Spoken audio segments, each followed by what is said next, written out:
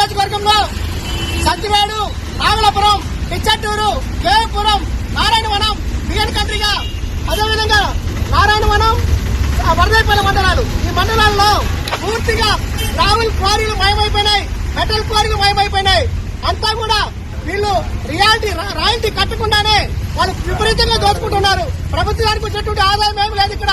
కానీ లక్షల కోట్ల రూపాయలు ఇక్కడ నుంచి సాయంత్రం దోచుకొని వేరే రాష్ట్రాలకు తీసుకుని పోతా ఉంటే ప్రభుత్వం ఏం చేస్తా ఉందని ప్రభుత్వం అడుగుతా ఉన్నాను, ప్రభుత్వ అధికారులు అడుగుతా ఉన్నాను. అది మాత్రమే కాదు, కలెక్టర్లు, ఎస్పీలు, ఆర్డీఓలు, ఎంఆర్ఓలు, పోలీస్ డిపార్ట్మెంట్, అదేవిధంగా విజిలెన్స్ డిపార్ట్మెంట్ మీరేం చేస్తా ఉన్నారు? ఆర్టీఓలు ఏం చేస్తా ఉన్నారు?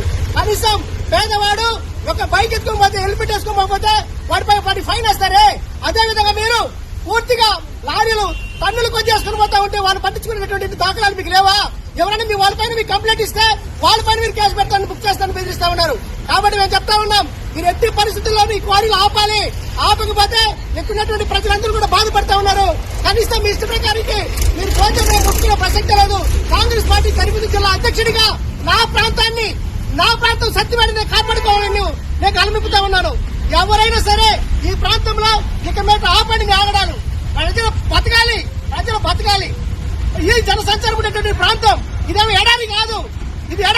కాబట్టి మీ ప్రాంతాలపై చేసుకోండి. మీరు ఎక్కడి నుంచో వచ్చి మా ప్రాంతంలో ఉన్నటువంటి గ్రావులు కావచ్చు, ఇసుక కావచ్చు, అన్ని పూర్తిగా దోచుకుని పోతా ఉంటే వేరే రాష్ట్రాలకు తీసుకుపోతా ఉంటే మీరు సపోర్ట్ చేస్తున్నారా? ఏంటి ఇక్కడ అడిగేదానికి ఎవరు లేరనుకోవద్దు.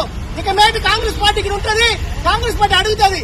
ఈ రోజు చెప్తున్నాం, మీరు కన్నా ఆపకపోతే ఆపేదాకా మా పోరాటం ఆగదని. ఈ సందర్భంగా ఇక్కడ నిరాహారదీక్ష కూడా చేపట్టని సిద్ధంగా ఉన్నాను.